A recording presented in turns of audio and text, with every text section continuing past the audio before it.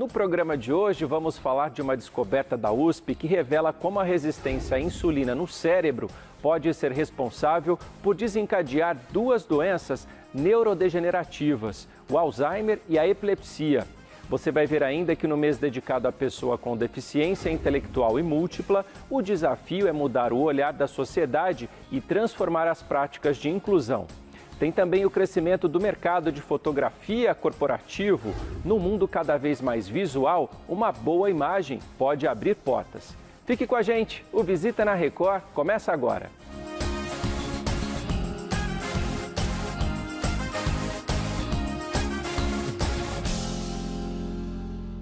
O Visita na Record começa falando de saúde. Pesquisadores da USP descobriram uma possível ligação entre duas doenças que afetam milhões de pessoas em todo o mundo, o Alzheimer e a epilepsia.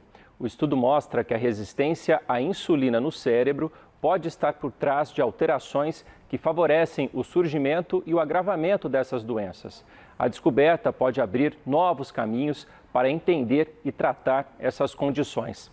Para falar sobre esse assunto, eu recebo Norberto Garcia Cairasco, professor titular e chefe do Departamento de Fisiologia da Faculdade de Medicina da USP de Ribeirão Preto e coordenador dessa pesquisa. Professor, seja bem-vindo ao Visita na Record. É um prazer estar aqui. Muito obrigado pelo convite. Professor, o que motivou essa pesquisa? Então, o nosso laboratório há décadas trabalha com epilepsia. Epilepsia é um fenômeno associado com excitabilidade em excesso no encéfalo. E uma aluna, na época, na graduação, me solicitou que eventualmente considerasse a possibilidade de orientá-la num projeto de Alzheimer. De fato, eu não estudava essa doença, mas há um monte de nexos, digamos, entre doenças neurológicas, neuropsiquiátricas, e digamos que aceitei o desafio. A gente pode conversar sobre como isso aconteceu ao longo da nossa conversa, com certeza. Professor, agora uma coisa que chama a atenção, acredito que também de quem está nos acompanhando, que a gente sempre ouve a resistência, falar da resistência à insulina, mas isso no diabetes, né? Isso acaba afetando aí outras partes do corpo, mas a gente nunca, acho que havia ouvido falar, eu pelo menos, com essa relação da insulina no nosso cérebro. Como é que a gente pode explicar isso, né? Como é que ela afetaria esse funcionamento? Bom, ainda sem explicação muito clara, nós costumamos fazer, tanto cientistas quanto, eventualmente, o público leigo, uma separação entre o chamado sistema nervoso periférico e, eventualmente, central, ou sistemas, digamos, órgãos, glândulas, fora do encéfalo e o próprio cérebro. Então, a insulina e a sua ligação com o diabetes é absolutamente clara há muito tempo, né?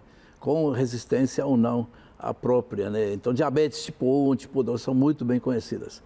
A associação com o chamado, e talvez discutível, diabetes tipo 3, vem quando pesquisadores colocam, né, uma substância que era usada como anticancerígeno e, eventualmente, trazia como efeito a indução experimental da chamada diabetes, né? Quando você coloca no animal, no laboratório, esse animal desenvolve diabetes, chama-se estreptozotocina, e grupos de laboratório do mundo inteiro colocaram no encéfalo de animais. Esses animais apresentaram um quadro típico de perda de memória e, portanto, se convertiu no modelo de Alzheimer. Dali, esse nome de diabetes tipo 3. Mas talvez o que esteja acontecendo é que em múltiplas doenças neurodegenerativas, esse fenômeno de resistência à insulina apareça. E claro que a insulina, então, não do ponto de vista da sua comparação funcional, receptores onde ela age, seja muito diferente na periferia quando comparada com o sistema nervoso central. Receptores, áreas, regiões. Eu comentar com você um pouquinho atrás que a ocitocina, por exemplo, é um peptídeo, é um hormônio claramente associado, por exemplo, com lactação, comportamento maternal, mas centralmente ela age em receptores e você pode explicar, por exemplo, o comportamento compulsivo, empatia, comportamentos sociais. Ou seja, dependendo do cenário onde ela está e, obviamente, com conexões que podem ser, inclusive, entre cérebro e periferia, há uma série de funções ou, eventualmente, disfunções.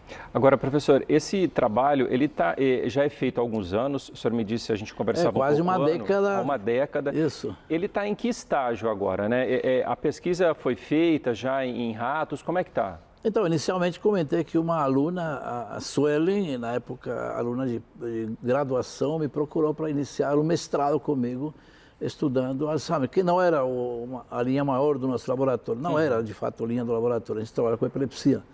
Eu aceitei esse desafio e outras pessoas se juntaram, pesquisadores, novos alunos, e a questão era tentar verificar justamente a perda de memória, animais de laboratório, e a gente encontrou que os animais que tinham epilepsia, que a gente já estudava, eles apresentavam esse fenômeno de Alzheimer quando expostos a uma substância que justamente a que produz diabetes experimental sistêmica nos animais. Então esse animal a gente descreveu como um animal com epilepsia que tem um fenótipo, né, uma manifestação típica de Alzheimer parcial, que alguns dos macauros desse Alzheimer típico não se apresentaram no animal, mas já era um mix de epilepsia e Alzheimer. Na sequência, ela fez mestrado com isso e depois o doutorado passou a continuar essa caracterização, animais que não tinham nem epilepsia nem Alzheimer, e neles a gente induziu esse Alzheimer-like, né, o tipo Alzheimer com aquela substância, que, como eu disse, perifericamente induz diabetes, né? E daí os nomes de diabetes tipo 3, por exemplo. E nesse animal com diabetes central ou com Alzheimer, eles apresentam crises epiléticas também. Então a gente percebeu que tínhamos um fenômeno bidirecional. Ao olhar para a literatura clínica, se encontra que esse fenômeno acontece.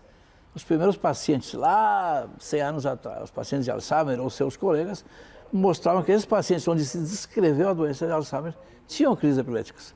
Mas por alguma razão, durante décadas isso foi esquecido e anos atrás, talvez 20 anos atrás, se retomou essa história, vendo essa relação que é absolutamente gritante entre os fenômenos. Mas a resistência à insulina talvez não seja apenas associada com Alzheimer, pode ser com doenças neurodegenerativas em geral, Parkinson, e nós estamos vendo que, por exemplo, com a epilepsia também. Por isso, a associação nesse estudo das duas doenças. Isso, e com esse padrão de bidirecionalidade. Tanto faz começar com epilepsia. Geralmente, as epilepsias são de crianças, adolescentes, jovens. Você pode ter, claro, no idoso, mas é muito comum que apareça na infância e depois você tem progressão e cada vez pior tratamento, ou dificuldade de tratamento. Enquanto que Alzheimer usualmente aparece em idosos, né? Mas a pessoa que tem epilepsia sabe-se já que ela tem um risco enorme de ter lá na frente Alzheimer. Então, poder tratar epilepsia de alguma maneira, e tem drogas que são anticrise e se mostram como protetoras ou que adiariam esse Alzheimer para quando ele aparecer, aparece com muito atraso, por assim falar, comparado com quem não tem essas drogas no tratamento de epilepsia, né? Muito bom. Professor, agradeço bastante sua presença aqui no Visita na Record. Infelizmente, nosso tempo é curto, tinha outros questionamentos aqui, mas fica já um convite para uma próxima oportunidade, que o trabalho siga aí da melhor maneira, porque são situações assim, são estudos assim que saem da universidade, que são extremamente importantes para a vida de todo mundo que nos acompanha agora, quem está em casa. Talvez ainda as pessoas não consigam entender muitas vezes o que acontece lá dentro, mas o resultado depois na prática é visível. Muito obrigado pela presença do senhor aqui no Visita na Record.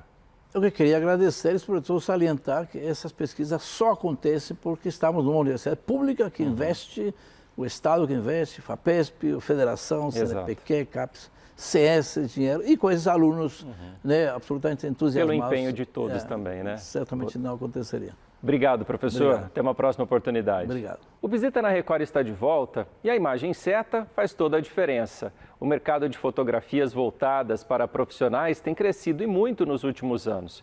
Empresários, autônomos, influenciadores e até candidatos a vagas de emprego estão investindo em fotos produzidas para reforçar a presença digital e valorizar a própria marca. Estúdios especializados estão em alta e o clique certo pode abrir portas.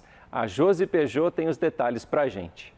A procura por fotos profissionais para as redes sociais tem aumentado. Eu vou falar com o Clevson, que é profissional há 10 anos e vai falar um pouquinho sobre isso.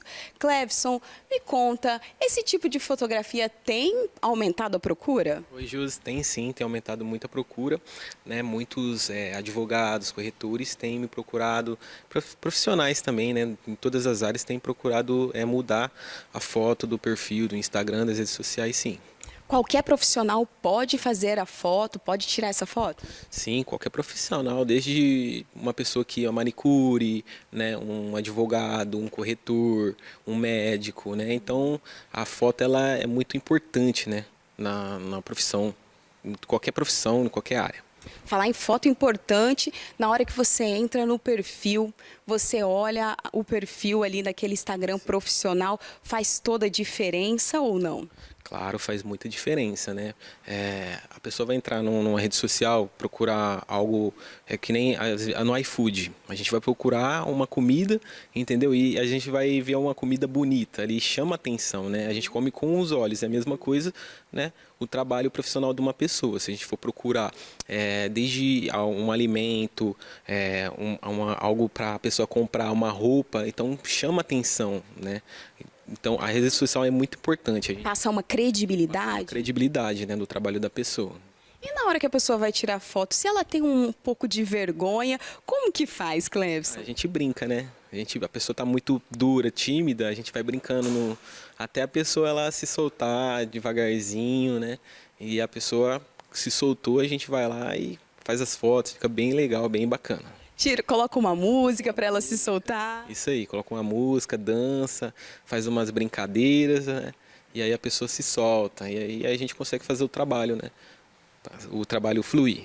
Ô Clevson, e para quem está procurando o seu trabalho, como que ela faz? Ela pode procurar você pelas redes sociais? Por onde ela te encontra? Ela pode procurar no Instagram, Barreto Fotos, né? Ou entrar em contato comigo no WhatsApp, que é o 16 988 23 42 95. Muito bacana, né? Na mesa do café, elas dividem opiniões. Você prefere manteiga ou margarina? E afinal de contas, qual delas é a mais saudável? Vamos entender agora na reportagem. Elas fazem parte do café da manhã de muita gente. Às vezes, até são confundidas. Mas nessa disputa, ninguém fica em cima do muro. E você, prefere manteiga ou margarina? Eu prefiro manteiga. Eu acho o sabor melhor. Eu prefiro margarina. Eu acho que tem um pouco mais de sabor do que a manteiga, mesmo sabendo da questão da gordura. A margarina, ela fica meio pegajosa na boca, parece que tem mais coisa misturada na manteiga. Na margarina, a manteiga é mais pura, feita de leite. É diferente o gosto. Eu acho melhor. Tem até quem é do contra. Requeijão. Você é do contra? Eu não gosto nem de manteiga nem de margarina. Sou do requeijão. Mas vamos voltar ao assunto principal. Na casa da Luciana, na disputa entre margarina e manteiga, a primeira sai ganhando. E a manicure faz questão de deixar isso claro. Corto meu pãozinho, passo minha margarina, ponho na chapa. Essa é a minha alimentação todo dia de manhã. E no lanche da tarde também, acabo fazendo o mesmo processo. O meu pãozinho com minha margarina na chapa. A coisa mais gostosa do mundo, margarina. Para que não se tenha dúvidas, a manteiga é de origem animal, produzida a partir da nata do leite. Já a margarina tem origem vegetal, feita com óleos principalmente de soja e milho. Cada um tem a sua preferência. Eu, por exemplo, gosto mais de manteiga. Mas se for para escolher a mais saudável, qual dessas aqui é melhor? A manteiga ou a margarina? A margarina não tem conservantes, ela tem várias coisas, né? Ela não é natural, a manteiga é mais natural. Mais saudável em termos de caloria, todas essas coisas. Recomendação de nutricionista, eu acho que a manteiga é melhor. Será mesmo? Vamos analisar as duas. Neste exemplo, o pote de margarina apresenta 720 calorias a cada 100 gramas. Já a mesma porção de manteiga tem 760 calorias. Portanto, é a manteiga a mais calórica. Outro ponto está na composição. A manteiga tem vitaminas A, D, E e K. Mas por ser de origem animal, tem gordura saturada, que aumenta o nosso colesterol. Já a margarina tem gordura trans, que também não é boa. As gorduras trans é de uma quantidade muito aumentada. E isso pode trazer alguns malefícios para a saúde, principalmente nos riscos cardiovasculares. Mas calma, tudo depende da sua dieta ou da sua restrição. A Luciana é intolerante à lactose, não pode consumir produtos derivados do leite, como a manteiga. Por isso, para ela, o que funciona é a margarina. Eu sinto muitas dores se eu comer algo com a lactose. Então, eu preferi a saúde. Então, tem uma lista do que você pode e do que você não pode. E ali eu fui me adaptando com o passar do tempo. Saúde, sabor e quantidade. Tudo precisa ser levado em conta na hora de escolher. E não existe opção errada, mas sim a que mais se adequa ao que você precisa. Saiba que nenhuma das duas opções é extremamente prejudicial. A partir do momento que você sabe a quantidade que pode ser consumida em pequenas quantidades, sem abuso, e aí sim você pode sim optar ou pela margarina ou pela manteiga. Agora que a reportagem já terminou e a gente sabe os prós e contras da margarina e da manteiga, chegou o momento de eu comer o meu pãozinho, claro, com manteiga. Então é isso. Servido?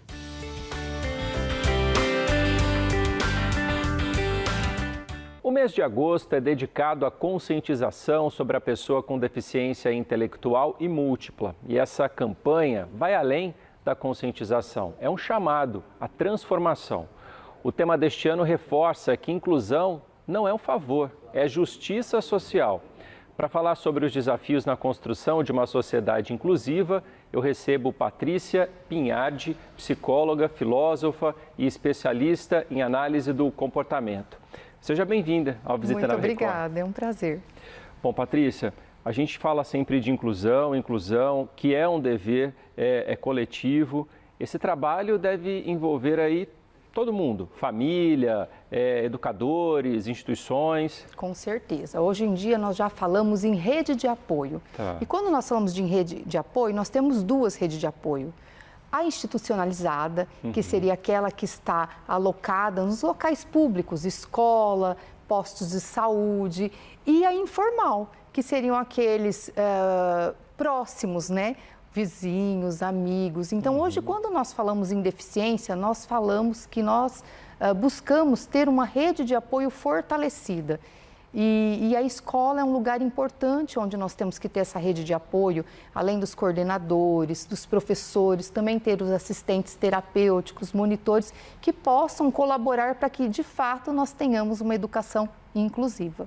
Agora, você falou da escola, né? A inclusão ainda encontra resistência nas escolas? Muitas resistências, né? Embora a inclusão seja um tema bastante dito nos dias de hoje, ela ainda está longe de ser a inclusão dos nossos sonhos, né? Nós precisamos ainda trabalhar muitas políticas públicas, capacitar, principalmente capacitar a equipe pedagógica da escola para que elas tenham mais ferramentas, mais estratégias para lidar com esse aluno em sala de aula.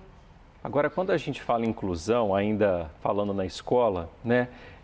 Quais são os erros mais comuns que são cometidos que vocês presenciam? É complicado falar em erros, né? Porque a inclusão é algo que se faz com um apoio mútuo. Sim. Mas, infelizmente, às vezes, em algumas escolas, a gente encontra ainda aquele aluno que tem um diagnóstico e que está sem acessibilidade, né? Sem ter um acompanhante terapêutico. Por exemplo, né? Se nós temos um aluno diagnosticado com autismo e que está matriculado nessa escola, a Lei Berenice Priana, ela traz para nós que é importante e primordial que ele tenha um apoio pedagógico ao lado dele. E essa não é a realidade que a gente encontra na grande maioria das escolas do Brasil. O que a gente pode considerar, então, como uma escola inclusiva? Quem faz exatamente o contrário disso? Com certeza. Quem faz exatamente o contrário. Quem enxerga a pessoa não só pelo olhar da deficiência. A pessoa ela tem uma deficiência, mas ela vai muito além disso. Ela tem talentos, ela tem desejos, ela tem sonhos. Então, primeiramente, enxergar a pessoa como pessoa. E, a partir daí, dar para ela aquilo que lhe é de direito. Dar apoio à família, que na verdade a família está à frente, sempre cuidando desses filhos, acolher a família também estar junto aos professores e, de fato, ter uma rede de apoio fortalecida, escola, família, sociedade. E sempre que o poder público possa pensar em políticas públicas, tanto no ambiente escolar, quanto também em atividades de contraturno. Hoje é muito importante que nós tenhamos locais para que essas crianças façam terapias multidisciplinares, com psicólogos, fono, TO, porque esse atendimento especializado vai dar credibilidade, vai dar força para a família e também vai dar acesso àquilo que essas crianças precisam para se desenvolver. Patrícia, tem uma palavrinha que a gente tem ouvido falar demais, que é capacitismo, né? Isso aí é uma forma também de preconceito. Como é que a gente pode mudar isso? Como é que isso se manifesta no dia a dia? Com certeza. Ele, infelizmente, né, é algo muito ruim o capacitismo que está aí presente.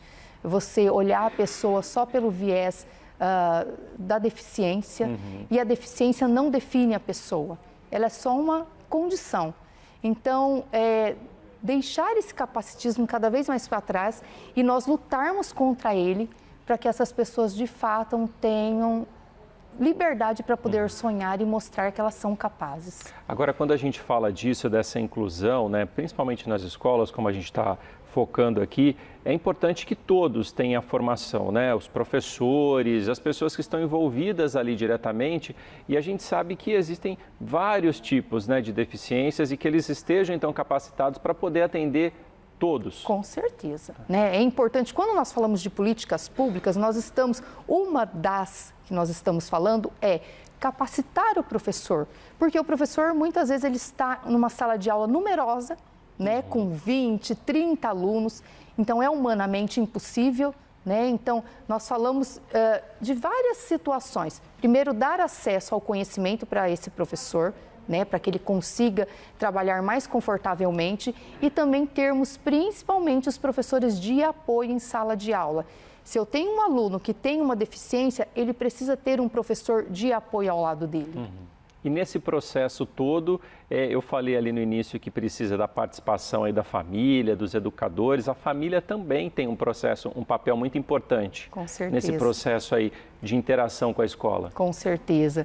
E a família hoje, ela vem lutando assim arduamente pelos seus filhos. A gente observa lutas diárias da família, mulheres principalmente que se contorcem no dia a dia para conciliar casa, assistência ao filho, cuidado com o filho que tem deficiência, trabalho. Então, a família, ela sempre vai estar, pela minha experiência profissional, muito disposta a ajudar o filho e a ajudar quem ajuda o seu filho.